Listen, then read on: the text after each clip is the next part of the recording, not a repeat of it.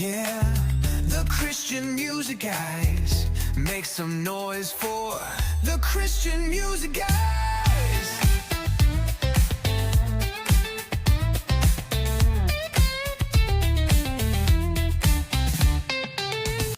Well, today on the Christian Music Guys, we're so thrilled to be joined by an incredible artist whose heart for worship is touching listeners all around the world. She's a Canadian JUNO-nominated singer, songwriter, producer, and worship leader, Elenee Young. Elenee has inspired thousands through her viral sad pop worship covers that has resonated with people looking for a quiet, authentic place to encounter God. Now, she's out with a brand new single collaborating with 90s Worship Night called I Will Never Be.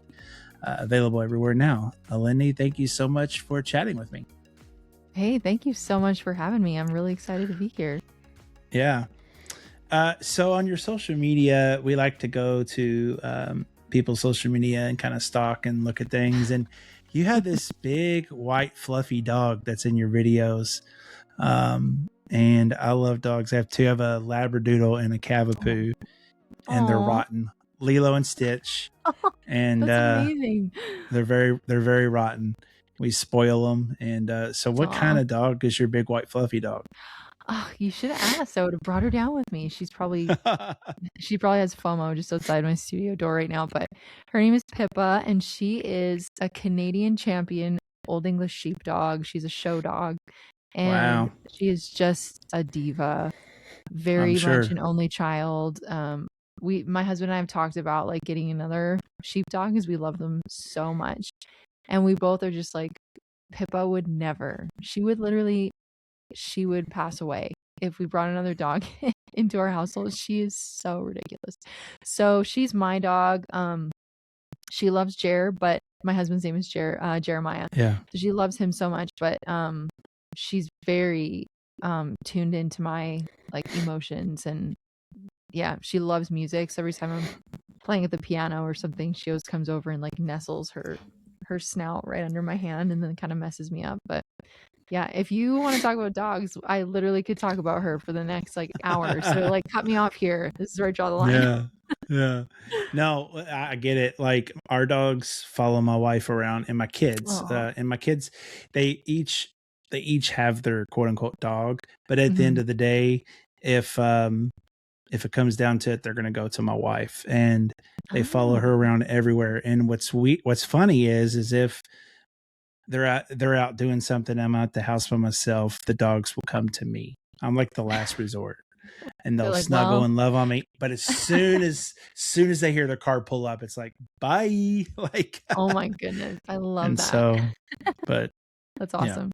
Yeah, they love us. Yeah, they're such a treasure. I feel like God like had plans earlier than we made it happen to like domesticate dogs and to like to have pets, because I feel like they're kind of the most unadulterated, unconditional love that you can find. Like animals in general, like horses specifically, I feel like there's kind of that same bond between like a horse and a human. I don't know what it is.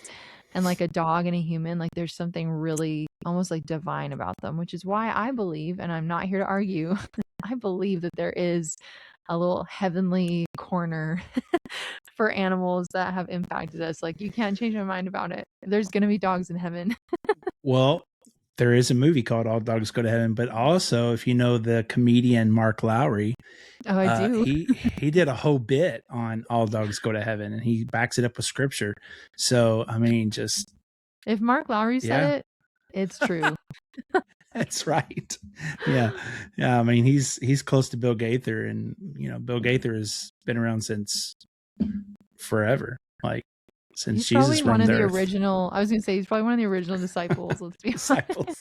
That's right. God bless him, because he lives. If Mark Lowry just followed me on Instagram like a few weeks ago, and I like totally fangirled, and a lot of my friends don't know who he is, and I was like, guys, yeah, he's so that amazing. was cool. That's awesome. Yeah, he's really cool. Well, for those, we were talking before we hit record. I discovered you a few years back. You put out a self-titled album, and I love the vibe. And then you came out with, I guess you'll tell your story here in a second, but you were on, I guess, TikTok, social media, doing these quote unquote sad pop styles of worship songs. And so, for those that may not know who you are or hearing your music for the first time, who is You Elenee got this. Young, and your journey. What did that look like in the with Christian music? And tell us your story. Yeah. I kind of feel like I'm still in the middle of the story, so it's hard to give you like a definite like story arc, but um I've always just been really tuned into music as a young girl. Um was diagnosed with ADHD pretty early on, and just was super hyperactive. Like my brain is 100,000 miles a minute.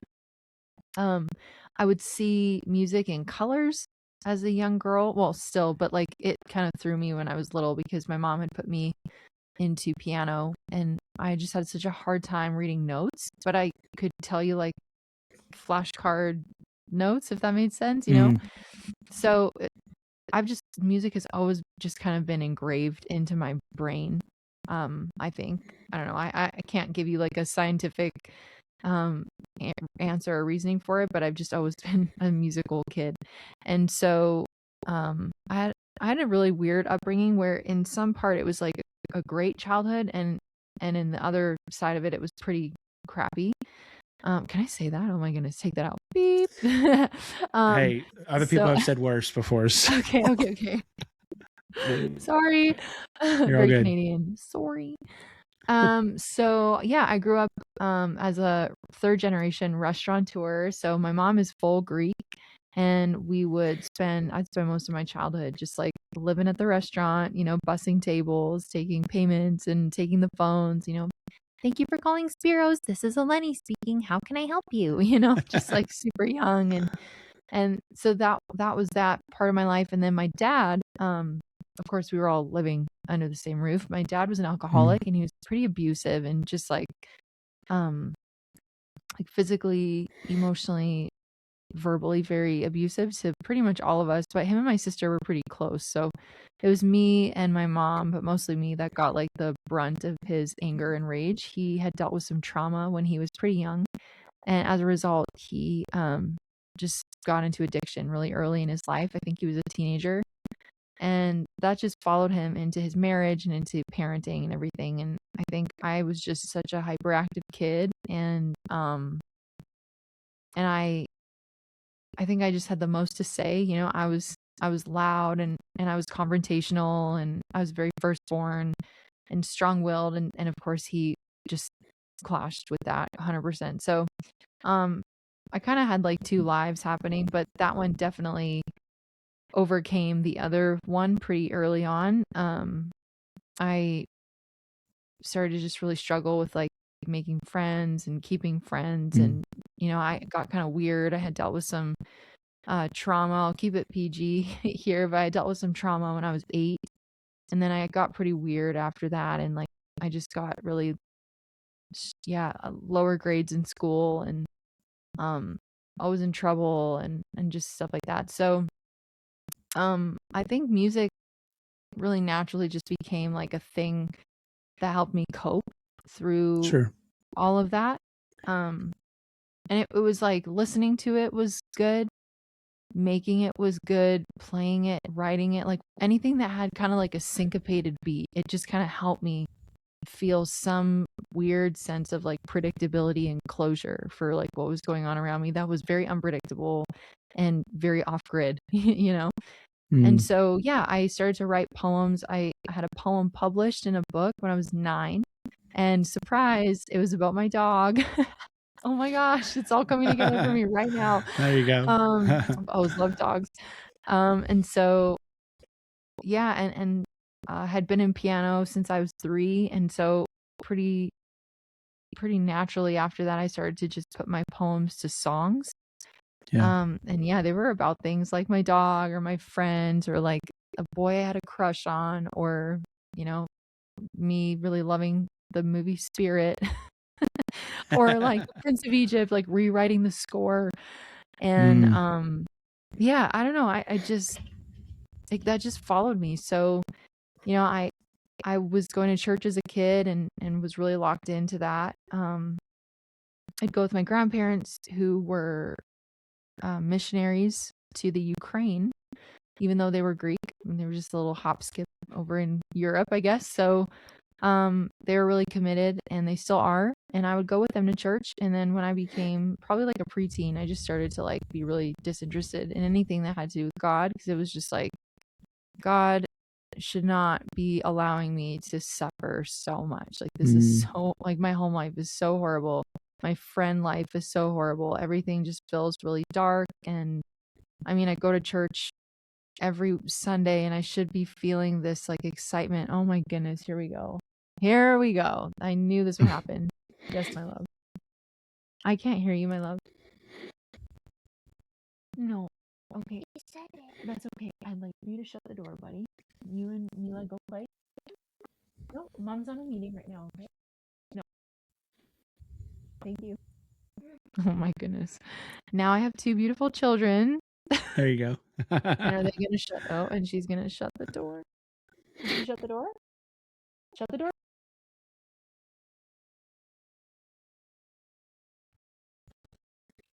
Wow. Oh. It says it will continue on a new track. That's It's all good. annoying. It's all good. 1 second.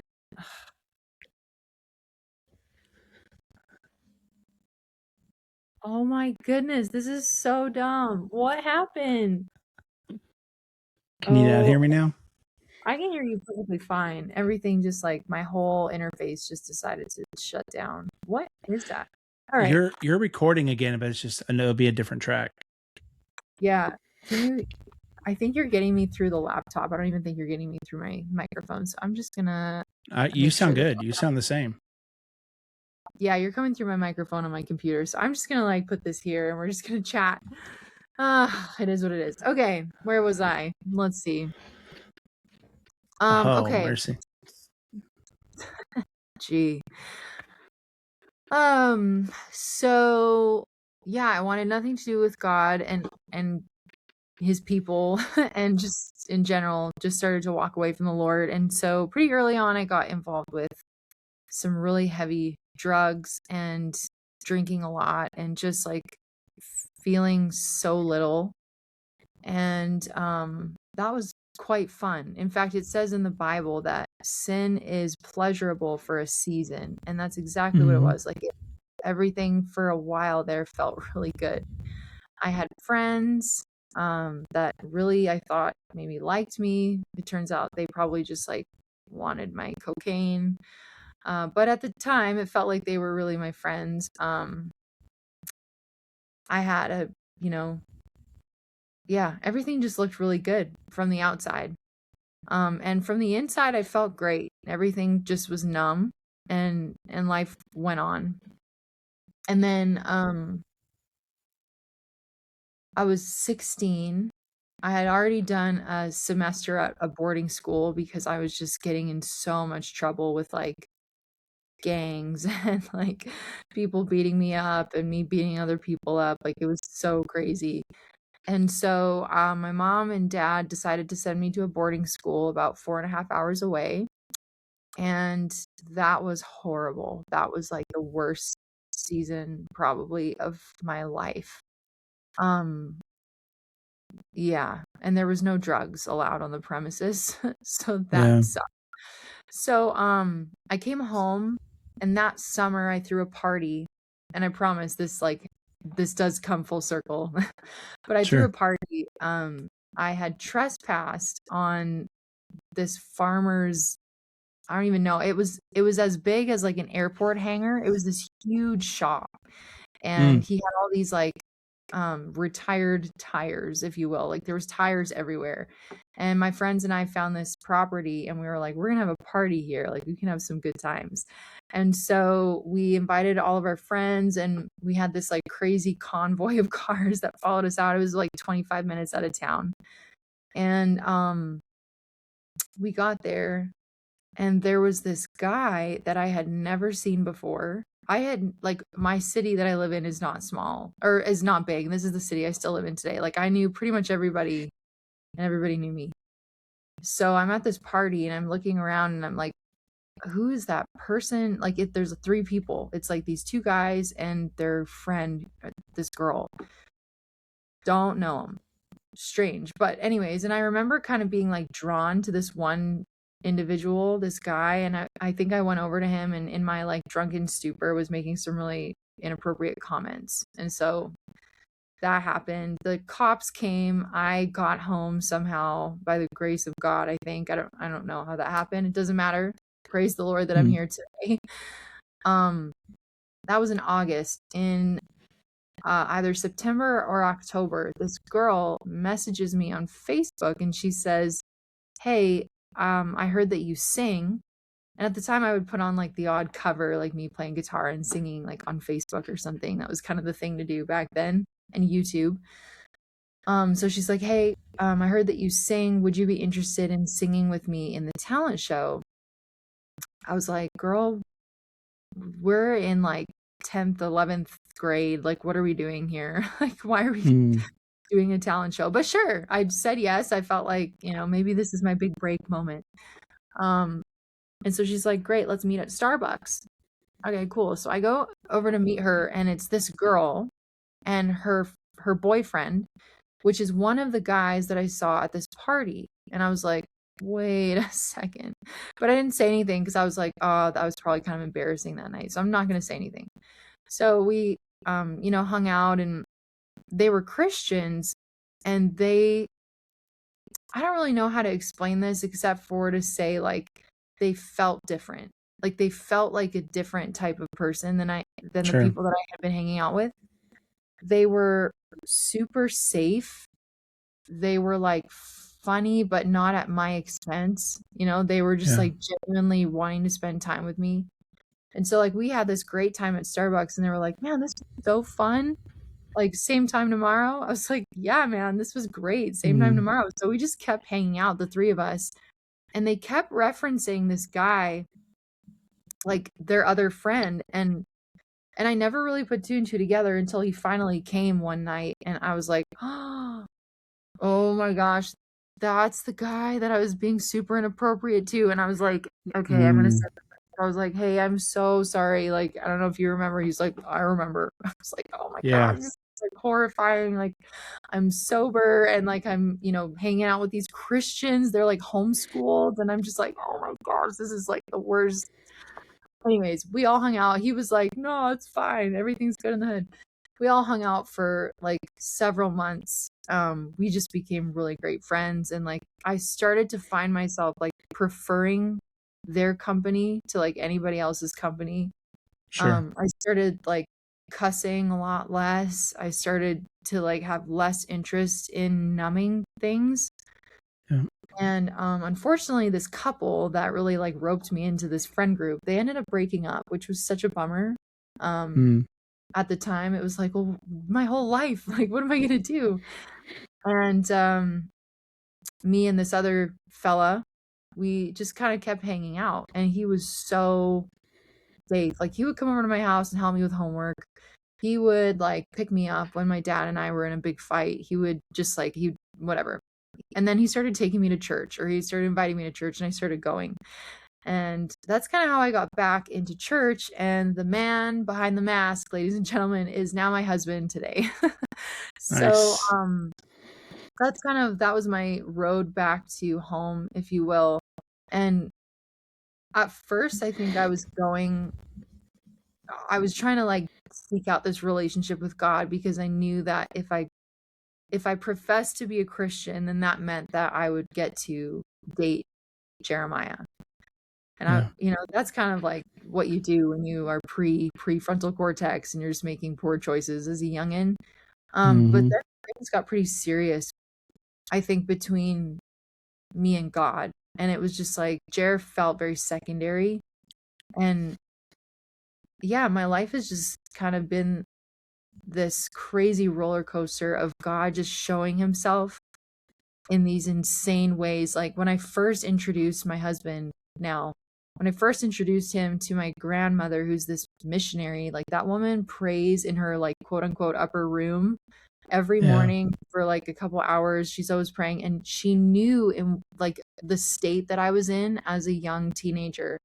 And every single morning she would pace her upper room and she would pray Jeremiah 29:11 over my life, which for those who are listening, it's that verse that says, "For I know the plans that I have for you, declares the Lord, plans to prosper you, not to harm you, plans to give you a hope and a future." So she was praying this like bold Jeremiah verse over my life Mm. every single morning. And so when I introduced him to her, this is pretty early on in our friendship. I just like, yeah, that's grandma in Greek. Yeah, this is my friend Jeremiah. And her eyes, like, I kid you not, like popped out of her head. They were just like I can't even make my eyes big enough. Like she was just like, and of course she's like 4'11" and he's like 6'3". And so she's like looking up at him and he's like looking down at her. And she's like, she grabs his hand, she's like shaking. She's like, "I have been praying for you." My husband, or Jeremiah, I guess, he's just like, wow. Wow. Yeah. So Wow. anyways, to tie it all up with a bow, yeah, God just put a really clear call on my life even before I turned away from him for a while to just like pursue a relationship with him through music and like hearing his voice through music and being able to articulate what he's speaking to me in a season through music. Like I've always been able to do that. And so it just kind of followed me. I never really anticipated to like make a career out of it, I guess. I Sure. mean, in some ways, like everybody knows that if you grew up in like the Hannah Montana Family Channel era, everybody kind of wanted to be a singer, but I never thought that that was ever going to happen. It was more just like, yeah, like I just love music and I love being able to articulate things that God speaks to me through songs. And it seems like people resonate with them too, which is really special.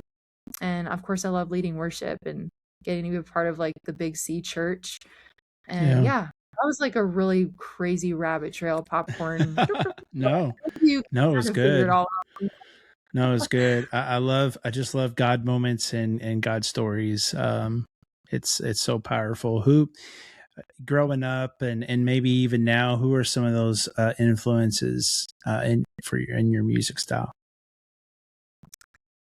Oh, that's such a loaded question because I like grew up listening to all kinds of stuff. Yeah. Um, my dad was like a classic vinyl kind of guy, and like so I Mm-hmm. always had like something in me that loved rock. I Yeah. love jazz music. Like I love the unpredictability of jazz. Sure. Um, but of course we loved Whitney and Mariah and Mm. Jasmine Sullivan. Oh my gosh, like Lauryn Hill. Like we love those girlies. Christina Mm-hmm. Aguilera. Today it's like Tori Kelly. Strangely enough, I love Maggie Rogers, which is so random. She just kind of came Mm. up on me. Somebody was like, "You sound like Maggie Rogers." This was like a few years ago. I was like, "Who's Maggie Rogers?" And then I started listening to her and I was like, "Okay, like I don't think we sound alike at all, but I dig her music." So now like there's that. Um yeah, I love like musicality, you know. Sure. Um I could probably go without like the mainstream pop. Like don't at me, but I'm not a crazy like Taylor Swift fan. Right. I can appreciate her songwriting, but like yeah, I don't know. I'm not gonna go any further on that. But I just like Yeah. I love things that are sort of like underdogs and or like types of music that feels very like not quite mainstream, but like good enough to appease the masses. Snarky Puppy, oh, so good. Yeah. Anyways, I mean, I could definitely, and when I was listening to your stuff, I was like, man, I could definitely hear you doing some stuff with Tommy Prophet just because that's like your alley, you know? And I was like, I so should also say, I'm going to text him and say, hey, listen to, oh yeah. my God, I would cry. Ugh. I'm a Tommy Prophet fan. I He's should also amazing. say that I like love score music, and I don't know Mm, if they score music. I just love score. right, right, I right, right. You know how like maybe I don't know if this is like your era, but you used to be able to buy like a movie soundtrack like in a CD, and Mm-hmm. one side or like an A and a B, and B would usually be like the movie score, and A would be like the tracks that had like the The lyrics. tracks. Right. I loved the score, and I remember, this is so lame, and I still do it if I'm watching like certain movies, but or listening to certain soundtracks from familiar movies, but I can piece together the whole sequence like while I'm just listening to the score. And it's just like so invigorating for me. And I could just sit there by myself in a dark room and just be like, wow, like watching a movie. So good. So I Mm. recently did that with Gladiator, and I was like picking apart all the overlaps with like Gladiator and Pirates of the Caribbean because their score is very similar. And Hans Zimmer did both. And anyways, look at me nerding out right now. I'm just gonna calm down. I'm gonna take a deep breath. So No, that's no, yeah, yeah, that's cool. Well, and then fast forward to 2026. You've released some new music this year, but also your latest single that just released like a few weeks back. "I Will Never Be" with 90s Worship Night. How did that collab happen? How'd you get connected with Chad and the team? yeah. Short story long is that I had been putting out some covers, so I decided that the best way for me to learn music production was to take songs that I already knew or like I grew up singing in church and kind of like reimagine them in this like soft, I call it sad pop because that's kind of what it is, but it's almost like getting to feel the words differently because there's Mm, not big ensemble happening. I don't know. I just feel like there's some really beautiful stuff in some of the songs that, and we overlook it because it's got such busy production. Now, as you sure. already can probably figure out, I am a big production girly. Like I love the stacks and the all the things. Give me a horn section and I will melt into a puddle on the floor. But Right. some of these songs were just so monumental in my childhood that I felt like I wanted to just like feel them again for the first time. So I did that and I just started putting them on Instagram, and I look back at like the early ones. I was like, what was I doing? Like I was running everything through like a single bus. Like what are, it's this is a dumb producer talk, but like I just that felt right for me. So I started to do that, and then they started to go viral, which was really cool. And that's kind of how I got like connected to um I think that's how I got connected to 90s Worship Night, is like they had started liking some of these because they fit right in with like the 90s songs that I was doing. Mm-hmm. And they're just like, let's work together. And I was like, heck yeah, like that sounds so fun. And so yeah, now I will say like the song that they asked me to sing, I had never heard before, which is funny because I was like Darlene Check practically led me into the throne room like every Sunday of my Right. childhood. Um I just don't remember that one, so I really had to like lock in on that one. I had to listen to it probably 100 times. He does this weird thing in the chorus where it drops. I don't even know how to make that sound like words, but she drops like into a, it's not a different key, but it's kind of an in-betweener. And Mm, my brain did not allow me to do that for a long time. Like I had to sing it over and over and over before I actually like was able to like hit it, because I would just sure. say greater, I would hit the one underneath it. So I don't know. That was kind of funny. It was just like, okay, this is the hardest song you could have ever asked me to do. Like shout to the Lord, easy. Oh my gosh, I'm blanking on like all the songs. All the ones. All of them. All things are Right. possible. Right. Oh gosh. Ugh. So, anyways, it was fun though. I really enjoyed the process. They're so wonderful to work with, and they were just like super stoked about the collaboration, and that was really special. Like they made me feel like I was bringing something to life for the project versus like, oh, thanks for just filling a gap. And I thought that was Yeah. really cool. So, yeah, it was fun. It was really, really fun. Yeah. Nice. Well, this is a fan based podcast, and so we will have viewers and listeners writing questions to their favorite artist. And we had a fan of yours, Grace from Nevada, and she wants to know the story behind the song "No Place Here." Ooh, I love that because that song is so fun. Okay, so there really isn't this like elaborate story, but do you guys remember back in the day there was this song and it was like, um, well, I went to the enemy's camp. You remember Mm-hmm. that?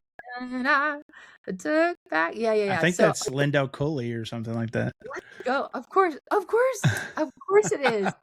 So he does it in like 4/4. This church I go to now, they do it in like a swing. So, anyways, this song, yeah, it's like, well, I went to the enemy's camp, and yeah, okay. So, I kind of wanted to rewrite that. Like, not that it needed to be rewritten, but I wanted to take the Sure. message of that, like, hey, devil, no. Like, you don't have a say. You don't have a place here. I'm gonna like walk with my, shoulders back, my head high, and like you can just get out of my sight. Like, Satan, get ye behind me. That was the vibe. And I think I just started with like the chorus and I kind of just vibed on that for a long while, probably months. Like I would, whenever I felt like I was kind of coming under attack with like negative feelings about myself or just like feeling really down. At this time, of course, I had two young kids. Like my youngest one would have been pretty little. And the postpartum depression for my second came substantially later than I thought it would. And so I was battling like pretty hard um in the season that this song was written. I would just say, I'm going to put one foot in front of the other, walk by faith, not by desire, through the or on the waves through the fire. Fear, you have no place here. Like bad attitude, you have no place here. Devil, you have no place here. Like I just kept saying that and then it just kind of morphed into a song. So I had reached out to some friends to be like, okay, I have this like chorus thing. Can you help me finish it? And yeah, we finished it up and I love how it turned out. And it feels very like kind of rocky. Yeah. And then my friend Bailey Hager, I don't know if you know who she is, but she is like an incredible producer in Nashville. She's also like, she has a part of my heart because she's a girl producer. And I feel like there's not a lot of us out there. So she ended up doing the production for it in the early stages. And so it was pretty cool to like watch her ideas come to life like that. So yeah, no place here. Thanks for your question, Grace. Yeah.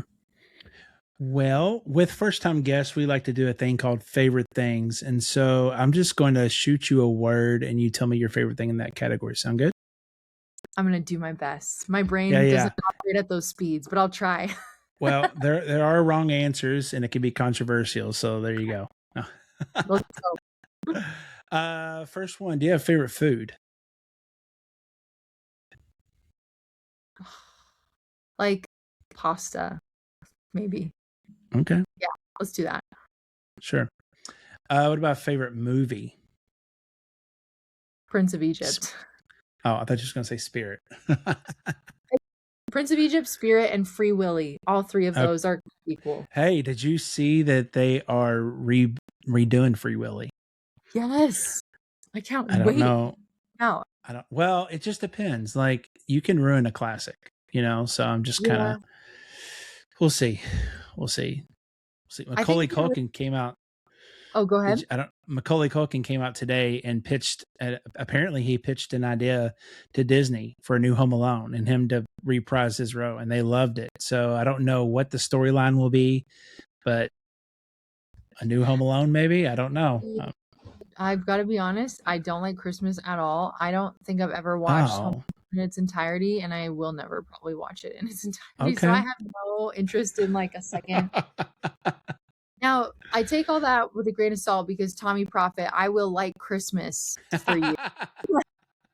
I still love Tommy. Jesus. She didn't say that. I love celebrating Jesus's birth. I just like, I don't like the commercialism. Okay. Right. I get it.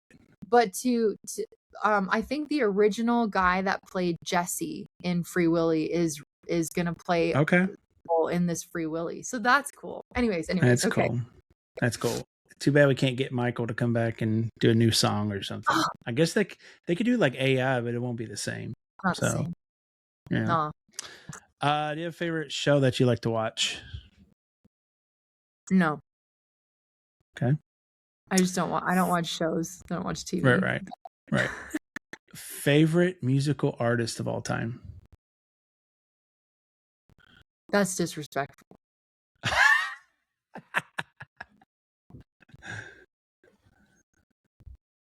I don't know. I have to, like, I almost want to plead the fifth here because there's so many. Like, ABBA? I don't know. Like, Whitney Houston? Like, are we There you going go. off of like their singing And, voice? Or are we going off of their like entertainment style? Their like if they were dead or alive, if you would you would go to the concerts and all the good things.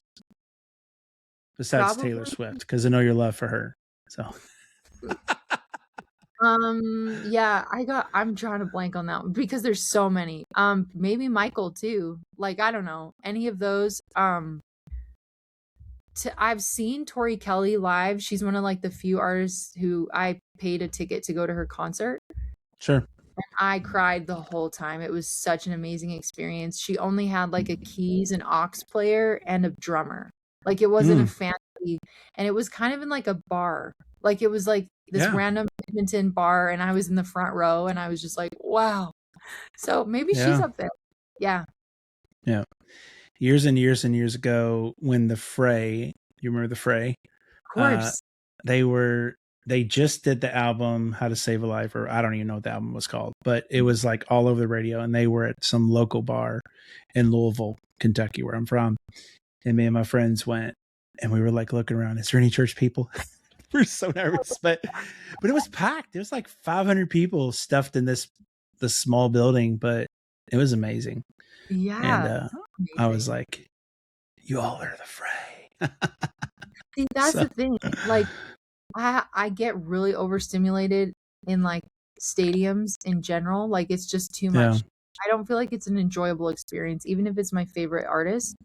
And so I think like if I were to go to any artist dead or alive, like I want it to be like an intimate setting where like it's just small and you get to appreciate every part of them, their personality, their musicality, and their like entertaining style, like everything all in one package, but in like an intimate setting. Like, that's the goal, you know? Yeah. Yeah. Do you have a dream collab? Bruh. So it's like, again, it's like, what's the word? Decision paralysis? Like, who do I say? Who do you know? No, I'm just kidding. So honestly, like Hans Zimmer? That would be so crazy. I would pass away. That would I figured you'd say Tori Kelly. Well, of course Tori Kelly, but like, what am I like? She does her own thing. What am I gonna bring that? Like, you know, I'm just gonna sit there and like stare at her and cry the whole time. She's so good. It would be cool. I saw that she did a thing with Lynn D, and like that was a really cool collaboration because they just brought their own energy to it. And I'm just like, I don't know how I fit into Tori's ecosystem, but man, like it would be so cool. Jacob Collier, that collaboration would be insane. Speaking of Tori Kelly, like, oh my gosh, so cool. Anyway. She's on tour right now with Forrest Frank, right? And I think so. Yeah, that's pretty cool. Asbury, yeah. That's pretty cool. Yeah, not coming to Canada, of course, but no, unfortunately. Yeah. Yeah. Do you have a favorite ice cream flavor? Good Lord. So I own an ice cream shop. I don't know if you know this about me. So like I do. Do you really? Yeah, I do. My husband and I own one. Yeah. Nice. Okay. So I'm just like, I'm going through like our flavor board right now, and I'm like, what would be good? We just got one today, and it's dark chocolate and peanut butter. That one my favorite so far, and I've just like, we've only had it for one day, but I've been like scooping it, so it's good. Okay, since y'all have your own ice cream place, when do you bring in the pumpkin stuff? Well, we're seasonal, right? Because we're a little ice cream shack, and we're cold for like 6 months out of the year. So we open May and we close September. So no pumpkin. Okay. Sorry. Just make it at home. Oh, I'm sorry. Do you have a favorite podcast?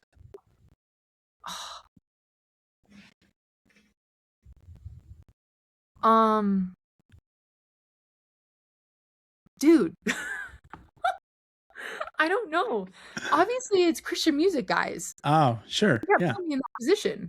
Yeah. Yeah. You do not listen to podcasts? I listen to a lot. Okay.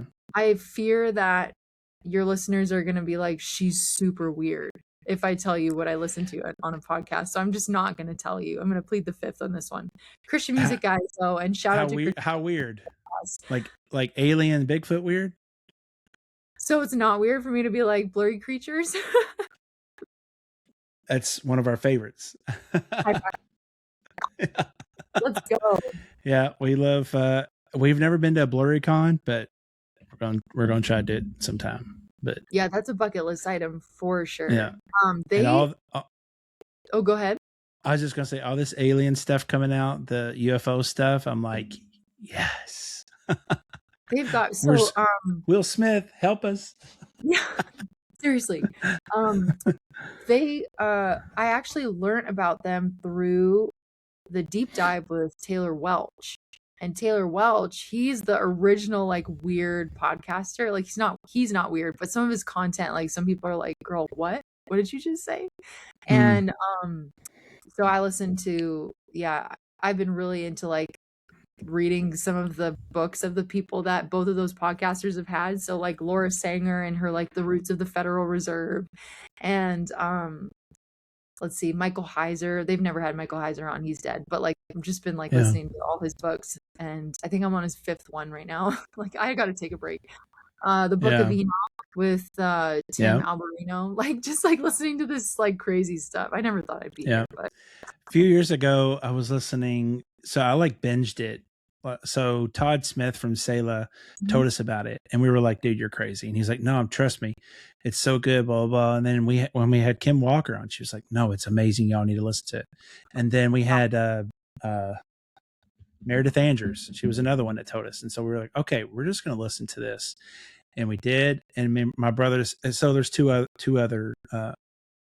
people that do the podcast, and they're my brothers, and we have a text thread, and we were texting each other. Oh my gosh, did you listen to this episode? Well, we were hooked.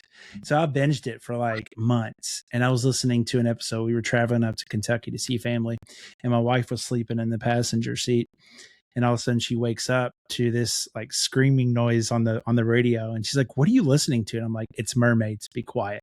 And she was like, she's like, oh my gosh. And then I was like, no, they're real, listen. And there's this guy on there talking about how he recorded these mermaids or whatever. And I was like, the Marine Kingdom, all that stuff. Dude, we need to think offline at one point, because this is like, we could talk for hours. So yeah, when we had Todd on the last time, literally an hour on the pod talking about the Nephilim and Bigfoot and whatever. And this was before we listened to it. So we thought he was like nuts. And so I texted him like after we got into it, and I was like, I'm going to be honest with you, bro. That whole hour, I thought you lost it. And he just like did a bunch of laugh out loud emojis. I was like, but now I'm hooked. Seriously though, like there's nothing like, I feel like it's kind of an enlightenment that kind of happens when you get to a certain age, and you're kind of like, okay, I want to know like some of the cultural things. Like that's what got me started, really, was like, I want to know the lens in which like people were reading the Torah or studying the word early on. And then I found out that there's all this like lore about like, you know, Mesopotamian mythology and like all this stuff. And I was just like, wow. And that's like what got me hooked onto blurry creatures, because then they started to talk about, or like I had listened to a podcast of like I said, the deep dive, and he had brought up something of them, and so then I moved over and I was like, okay, this is crazy. So yeah, I've binged both of their podcasts like a crazy lady, and I know too much.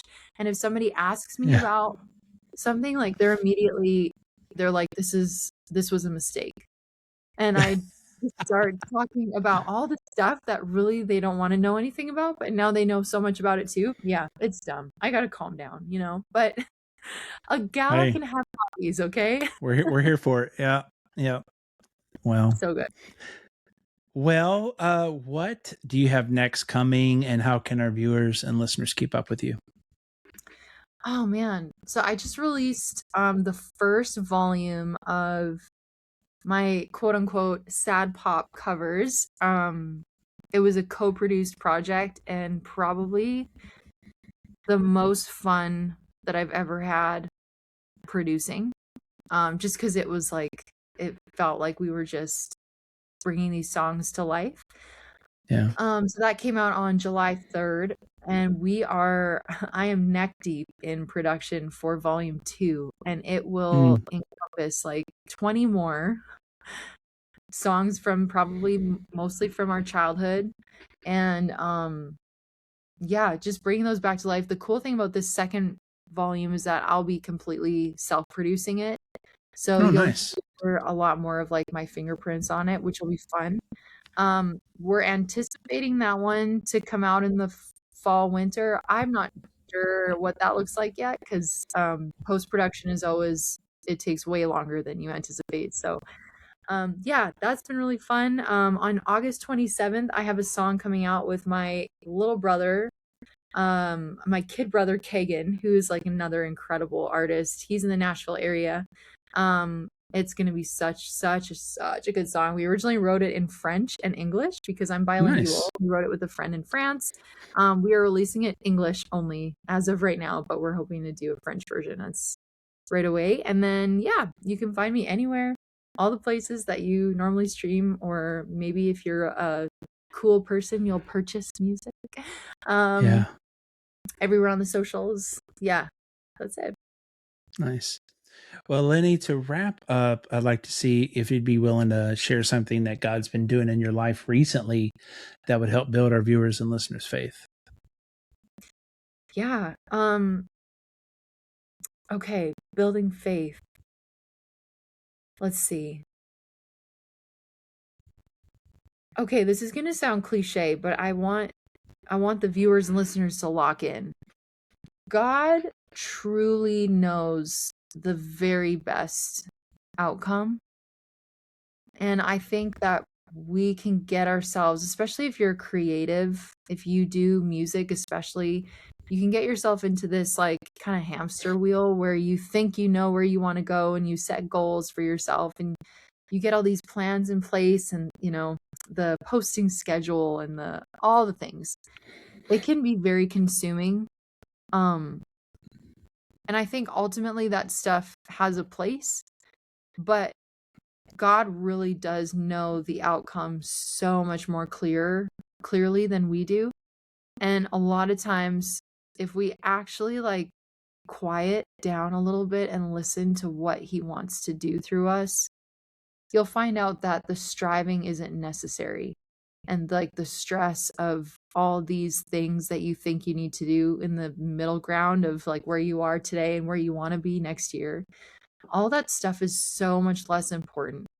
And so for anybody listening, God has done some of the craziest things in my life in the last year. I did a tour May of last year in June, and not a lot of people showed up.